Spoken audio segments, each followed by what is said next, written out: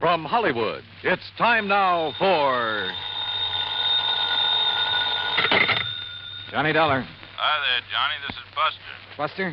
Buster Favor, Lake Mojave Resort over on the Colorado River. Oh, well, Buster, how are things? Oh, you never really did get in the fishing we promised you over here. No, but so help me, I'm going to one of these days. Is that what you called me about? No. Johnny, you remember old Mike Kirby? Kirby. Oh, sure. The sweet old fella I met down at your boat dock. Guide or something? That's the one. Oh, sure, I remember him. How is he? Well, that's what I'm calling about. He isn't. What? And, Johnny, I think it was murder.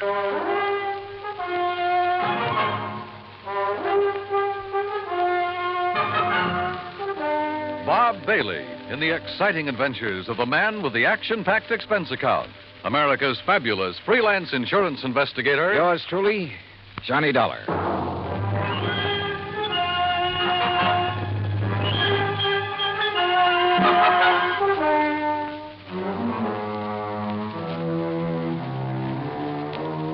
Expense account submitted by Special Investigator Johnny Dollar to the Tri-State Life and Casualty Insurance Company, Home Office, Hartford, Connecticut. Following is an account of expenses incurred during my investigation of the Kirby will matter.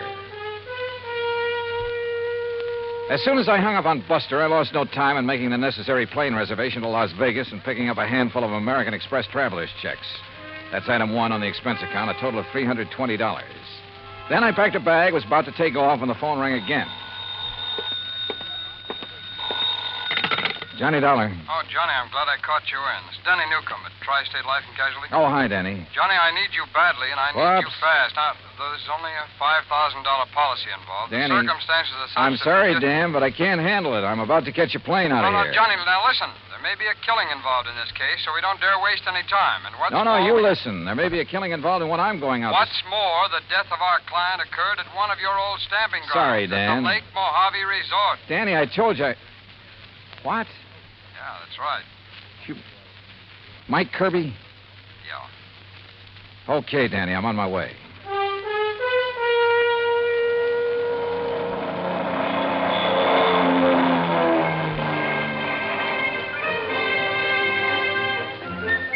It was 7:30 a.m. when the plane dropped me off in Las Vegas, Nevada, smack in the middle of the Mojave Desert.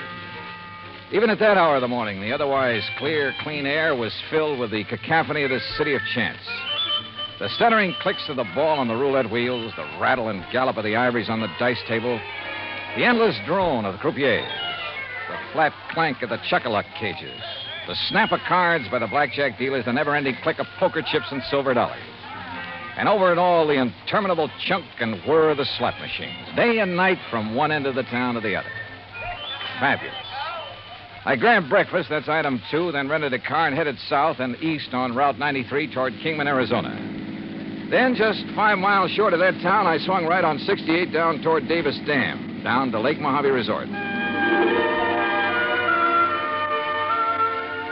Mile after mile of nothing but sun-baked rock and sand, sagebrush and Joshua trees, tumbleweed and cactus. And right in the middle of it, the clear blue waters of Lake Mojave. Buster Favor, who's general factotum of the resort, was waiting for me. After a hearty greeting, he led me into the office, and we sat down and got to work. Yeah, it was murder, all right, Johnny. Sure. Yeah.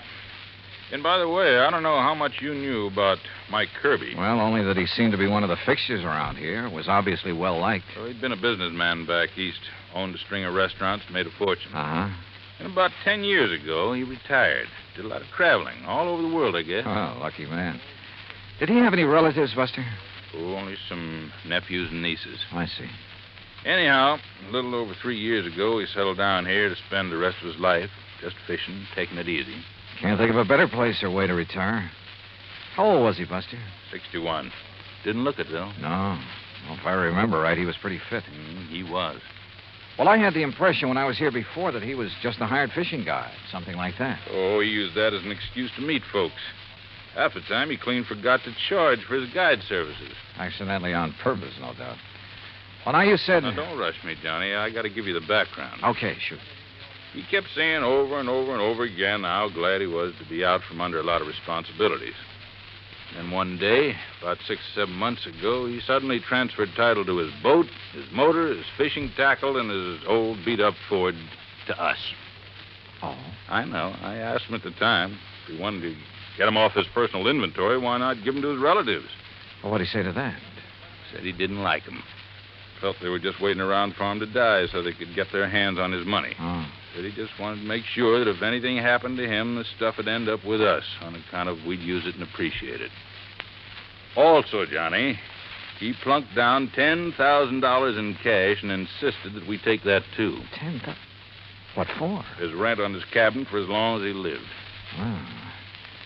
Buster, did he leave a will of any kind? Well, now I'm getting to that. Anyhow, last Friday afternoon, he went out fishing alone like he often did. And just before dark, one of the rental boats came in with 2 young kids. Yeah. They'd seen old Mike's boat up on the beach in that big cove just above the power line crossing. They found Mike laying on the sand beside it, as still as death. Well, they came tearing in to report it, scared half out of their wits. Well, I sure hope you... Oh, sure. I grabbed Ham Pratt and a big flashlight. You remember Ham. Oh, yeah, the manager of the resort. Yeah. Well? Well, we found him there. And he was gone, poor old fella. Go on, Buster. Well, Ham took one look at him, and rattlesnake, he said. A rattlesnake did it. Mm-hmm. You could tell by the way Mike looked, laying there. Fang marks? Yeah, on his right leg, just above the ankle. And a big bruise on his head, like he'd hit a rock when he fell. But on the phone, you said you thought it was murder. And a minute ago, you said you're sure of it. Well, we put him in our boat, hitched his on behind, and brought him back here. We phoned Tad Harding of the Kingman Police Department. Oh, I remember him. Good man. Yeah, well, Chief Harding took one look, and he agreed with Ham. Poison from a rattler. Well, they took him into Kingman, and I telegraphed the relatives. But, Buster, now look, you... Then I got to thinking. There was something wrong. What do you mean? Well, there are very few rattlers in this part of the country because of the heat. They can't take it. If anybody'd know better than to fool with one, it'd be old Mike. And they always sound a warning before they strike anyhow, don't they? Sure. So early next morning, I went back to the cove. And? Number one, there was no sign of any rock that Mike might have hit his head on when he fell. Go on, Buster, go on. There was no trail from any kind of a snake anywhere around. Well, the sand could have drifted over them. No, sir. The footprints Ham and I and the kids had made were clear as crystal, but no tracks of a snake. All right, go on. Well, then I noticed it. Where another boat had been beached. Strange one, not from our landing. It was right next to where Mike's had been, right alongside. Any footprints from it? Well, if there were, we and the kids had mashed them all out. Then I remembered the way Mike had been laying there, as though he could have been rolled out of his boat or thrown out right on the sand. Then it looks as though somebody met him out on the lake, banged him over the head, made the fang marks, which isn't hard, then lashed the 2 boats together, dumped him off at the cove, and left. It sure does, Johnny. I want to see that place. Yeah, and all the excitement, I might have overlooked a lot of things. Oh, that I doubt. Now, Buster, if there's no sign of rattlesnake poison in old Mike's body... Well, right after I called you, I phoned Chief Harding. Coroner's making his autopsy today. He'll call me. Well, now, look, these nephews and nieces of Mike's, how much do you know about them? Oh, I never met them. But according to their answering telegrams, they're going to descend on us like a swarm of locusts. There are a lot of them? Well, no, I was thinking of the way that they... Well, one, there's a woman named of Martha Woodbury who... Excuse me. Mr. Faber? Yeah, I'm Buster Faber. I am Miss Martha Woodbury. Oh, well, Miss Woodbury, we were just at... this is Mr. Johnny Dollar. Miss... How do you do? Mr. Faber, I'm a niece of Michael Jonathan Kirby, and probably the major beneficiary of his estate. I wired you that I would be here, and I am. You got here kind of fast, too, didn't you? I also wired Uncle Michael's attorney in Kingman that I saw no reason why I should delay the reading of Uncle Michael's will. Lawyer Guilford phoned me about that, and I guess you weren't the only one. He should be here late this afternoon. I also wish to make funeral arrangements befitting one of his financial status. Won't you sit down? Now, please tell me the circumstances of his death. And, of course, I wish to see the poor darling's body. Miss Woodbury, Yes? what do you do for a living? Why, if it's of any concern to you, I teach at Armand College. Toxicology. Toxicology, huh? Yes. Poison. Very interesting. Is it? Why? Who are you, Mr. Dollar? Well, I'm a special investigator for your uncle's insurance company. What? Yes, you see, we have good reason to believe your uncle was murdered. Murdered? Murdered? Who said that? Hello, Martha. You said murdered. Are you talking about Uncle Michael? Well, that's right. Who are you? I am Chester Kirby, and as far as I know, the heir to my uncle's fortune. Who are you, sir? Chester, Mr. Dollar is an insurance investigator. Oh. Investigator, huh? Dollar? I'm Hank Kirby, family black sheep, also Uncle Mike's nephew.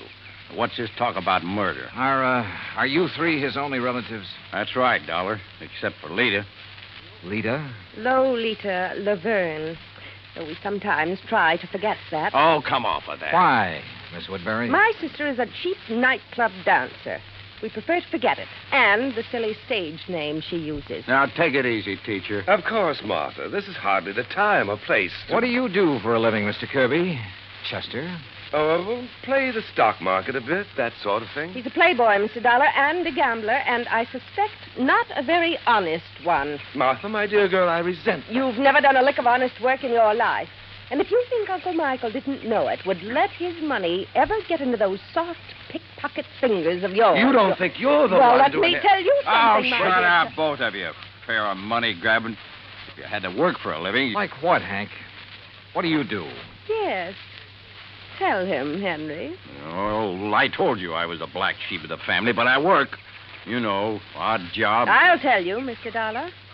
He's a roustabout. Circuses, carnivals, that disgusting sort of thing. Where are you working now, Hank? Well, there's a sort of a scientific exhibit. Sideshow is more like it. All right. Along the highway over near Victorville. A lot of rare animals, reptiles, and things on display. And Henry, dear boy, when he's off the bottle, is appropriately enough in charge of the snake pit. Oh. Well, we do scientific work, too. You know, like what, Henry? Like milking the venom from the snakes to sell to laboratories? Yeah. Well, that is...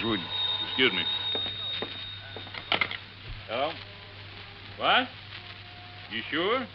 Well, what? Mr. Dollar, Now, I wait a think it's second. about time you tell us Hey, what you Johnny. meant when... Yeah, Buster. I want you to hear this. It's Chief Harding. Go ahead, Chief. Well, as I said, Buster, there was evidence of rattlesnake venom in the body, all right, but it didn't enter at the fang marks on the leg. What do you mean, Chief? Well, the coroner says those marks were fakes. The venom was injected with a needle up near the armpit where it wouldn't be noticed. Chief, this is Johnny Dollar. Oh, hi there, Mr. Dollar. Haven't seen you since you were out here Listen, working on the... was the venom injected into his body before or after old Mike received the blow on the head? Was the coroner able to check that? I don't think he's tried, Mr. Dollar. Well, have him do it, will you please, if he can? Well, sure. Also, I'll do me a favor and check with Lawyer Guilford. I'd like to know when he's coming out here with a will. Oh, I saw him just a few minutes ago, and he asked me to tell Buster. Sometime this afternoon, if he can get away. Good, thanks. I'll talk to you later. Well, sure, Mr. As I started to say, Mr. Look, Dollar, Miss Woodbury, there is nothing that you or any of us can do until we get the complete report from the coroner. Well, you can at least tell us what you meant. And when what you meant... about dear Uncle Michael's will, Mr. Dollar? That will have to wait for the attorney. He expects to be here sometime later today. Now, wait a minute. You said murdered. Incidentally, I suppose the will shouldn't be read until Lolita, or whatever her name is, gets here. According to her telegram, she ought to get here today. Well, she better. What I want you to do is arrange for quarters here. And all of you stay here. If you won't do it of your own free will, I'll have Chief Harding of the Kingman Police Department take whatever... No. Such a humiliation is entirely unnecessary. There's nothing to keep me from sticking around. I want to hear that will, too. Of course. Don't we all? Okay, then. Sit tight. For my money, any one of them could have done it. A toxicologist, a man whose business was handling poisonous reptiles, and a cheap tin horn gambler, and the nightclub dancer who hadn't appeared yet. Yeah, any one of them to latch onto the old man's fortune. I avoided telling the three present about the circumstances of their uncle's death in the hope one of them would slip, would give himself away by saying something to show that he or she already knew. As soon as they were ensconced in their rooms, Buster and I hopped into his outboard and headed up the lake. Remember the last time we rode up here looking for evidence, Johnny? Yeah, I sure do. That was the Midas touch mine. Yeah. And the pretty little lady owned a high-power rifle with a scope sight. Just about here, she started taking pot shots at us from the shore. Well, that's one thing we won't have to worry about this trip. Now, right around this point is where I found Mike's boat on the beach. And like I told you, I may have overlooked some clue that you'll spot in a second. Buster, Yeah. tell me, did old Mike earn enough as a fishing guide to make a living? Well, just about enough to buy food and a few odds and ends and... Well, like I told you, most of the time he deliberately forgot to charge, not needing the money and all. Hey, Johnny, there in the cove, What? a boat, right where Mike's was. Whose is it? Do you know? Isn't out of our landing by... Hey, that puff of smoke from behind the bush way up on the sand dune. Swing us around. That's somebody with a gun. And look, we're taking in water, those holes in the bottom. Grab that can, start bailing. Hey, that guy can shoot. Pull us around, Buster. We're like a pair of sitting ducks out here. Right.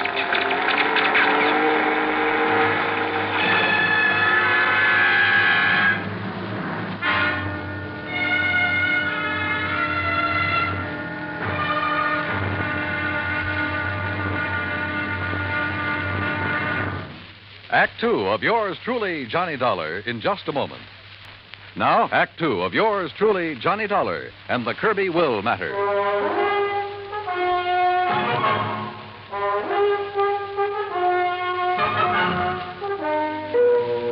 Whoever had been shooting at us from the shore there on Lake Mojave had a good eye. But a 30-mile-an-hour outboard at over 200 yards and swerving like mad can be a pretty tough target. With a hull full of holes, we had no choice but to go back to the landing.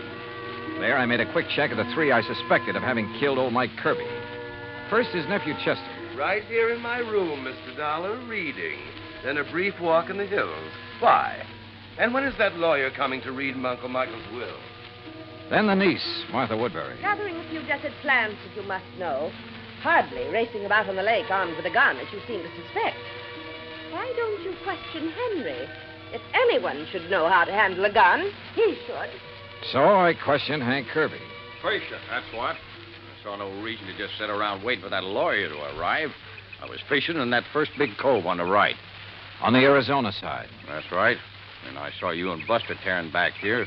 That's when I come back to see what was up. Now, what is up? Mr. Kirby, Yeah, Buster? on the payphone, the phone booth next to the cafe. Yeah? Kingman operator just called. Yeah?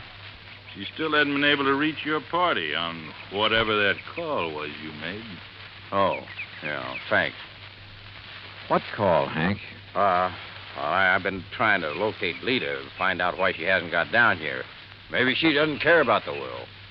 Where is she, Hank? It was to a dive up in Las Vegas that I sent the telegram, Johnny. Yeah, that's where she's been working. Is that where you called earlier, Hank? Earlier? Yeah, didn't I see you in that phone booth when Buster and I pulled out? Oh, yeah, sure. Trying to get Lita then, too. Yeah. Yeah, it reminds me, Johnny. Lawyer Guilford just phoned me from Kingman. He'll be over here in about an hour. Then the will gets read, huh? Perhaps we ought to wait for Lita. What do you think, Hank? She'll be. Well, did you talk to her? Is she on her way? Yeah, she's on her way. All right. If Buster's willing, we'll use the office when Guilford gets here. Sure. So, Hank, you tell the others to be ready and waiting. Yeah, sure thing. Come on, Buster. Right, Johnny. What's on your mind? Well, maybe it's just a hunch, nothing more. But I want to get on that phone in the office. I called Armand College first. Yes, Miss Martha Woodbury had left there only last night. So she couldn't have been here when Mike Kirby was killed. A call to Chester's Hangout, a private gambling club in Reno, indicated the same thing. Call number 3 was to the so-called museum where Hank Kirby worked with the snakes, a place within easy driving distance of Lake Mojave. But the records showed he hadn't left the place in 2 weeks until this present trip to be here. Lolita? Well, the manager of the club in Las Vegas said she hadn't missed a show. Daytimes? Well, who knew? But she was there every night. Then I suddenly remembered something about the geography of Lake Mojave. Yeah, Johnny. Cottonwood Landing is only about 25 miles north on the west, the Nevada side of the lake. Could that boat we saw in the cove? Sure. That's where it came from. I knew there was something familiar about it. Hey, what are you going to do, Johnny? Kingman. Operator, get me Cottonwood Landing, please. It's one of their rental boats, Johnny. Yes, sir, I'm sure of it. Any number? Any identification on it? All that I didn't see. Anyhow, they rent so many to fishermen every day. Uh-huh. Hey, here comes Lawyer Guilford driving up. Good. Cottonwood. Hello, this is Johnny Dollar, special investigator. Yes, sir. What? I want to know if you rented a boat today to a girl named Lolita Laverne. Laverne? I'll meet him, Johnny, and I'll bring them all in here. Okay. Oh, No, sir. Nobody by that name rented today. Well, what about Friday? Friday afternoon. Friday. Yeah, that's right. Well, the only women we rented to on Friday was old lady Newberry, down from Canada for a couple of days. No, this is a young girl. Well, the other was a Miss Hancock. Hancock? Lucy Hancock. Okay. Thanks very much. I've never seen Johnny, this is Lawyer Gilpin. Lawyer, Mr. Johnny Dollar. It's a pleasure, Mr. Dollar. How are you, sir? Now, if you'll all please sit down. All righty.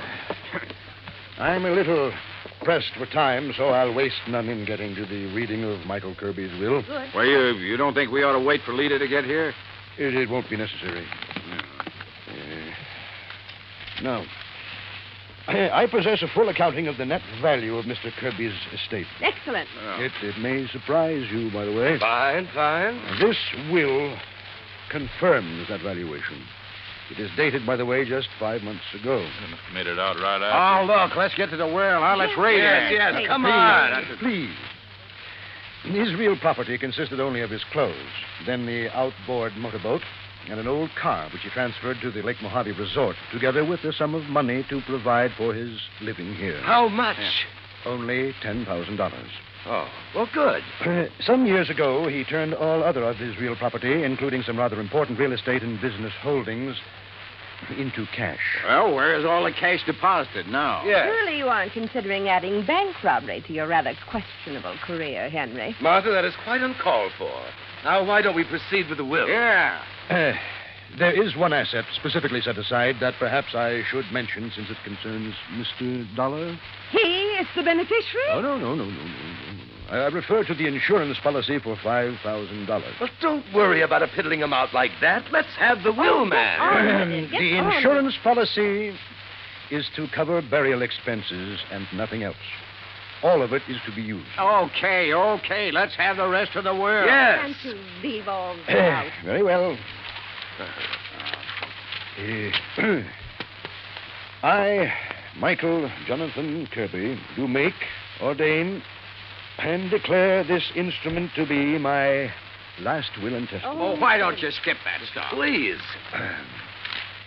Being of sound mind and body, determined to enjoy the fruits of an industrious life to the fullest. The bequests, man. Life to the fullest. And rather than burden others with the responsibility that money demands. What? For these and other reasons, I have carefully spent every dollar I ever owned. What? No, he was out of his mind. He couldn't do that. That is the will of Michael Jonathan Kirby in its entirety. Good day. Good day. What fools we've made of ourselves. What fools. And it's no less than we deserve. I only wish that Lucy had been here. Wait a minute. Lucy? Yes, Lucy. Her real name, her proper name, not Lolita Laverne. It's Lucy Hancock Woodbury. But as I told you before... Now listen, all of you. You're to stay right here. Stay in your rooms.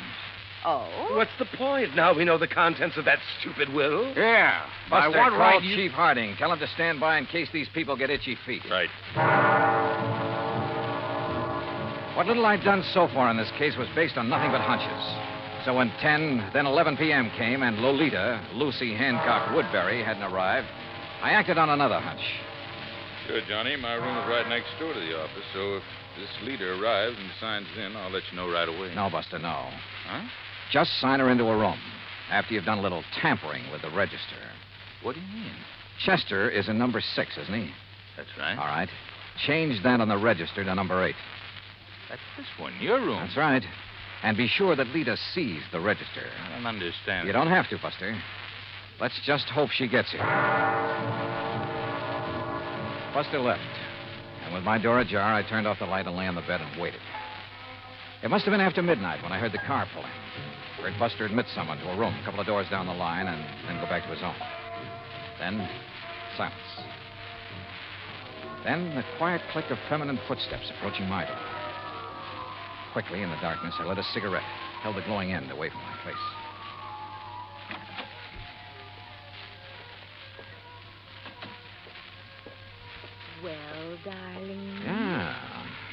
time. About time you got some sense, Chet. No, don't turn on the light. The others asleep. Their rooms are dark. Uh-huh. Listen, dear cousin, have you lost your mind? Hmm? Shooting at that boat from over the ridge between the two coves. What were they? Police? Detectives? You should have known you couldn't have hit them that far away, Chet. You should have waited till they got on shore looking for me. Well. Did they fall for the rattlesnake bite we made on the old man? Uh-huh.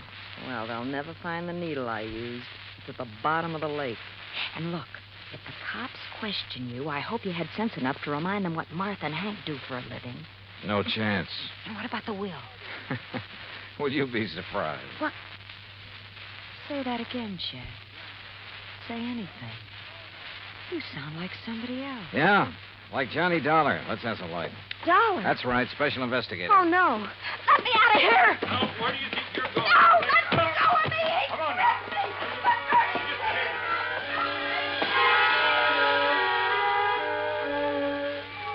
Yeah, all four of them had wanted to see old Mike dead. But Hank, the only honest working man of the lot, didn't have the brains. Martha wouldn't have used the means that tied in with her toxicology work, and probably didn't have the nerve. So Chet, who lived by his wits, and Lita, who was a real cheap, no-account... Well, the courts will take good care of them. And I still have to chuckle over poor old Mike's will. Being of sound mind, I have spent all my money. Which reminds me, expense account total, including transportation back to Hartford, $331.25. Yours truly, Johnny Dollar.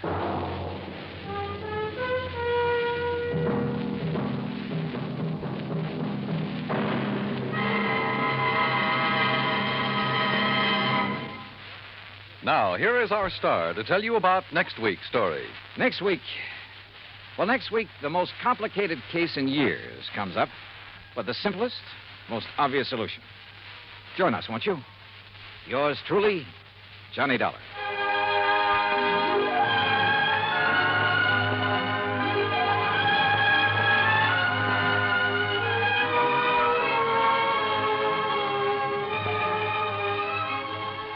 Yours truly, Johnny Dollar, starring Bob Bailey, originates in Hollywood.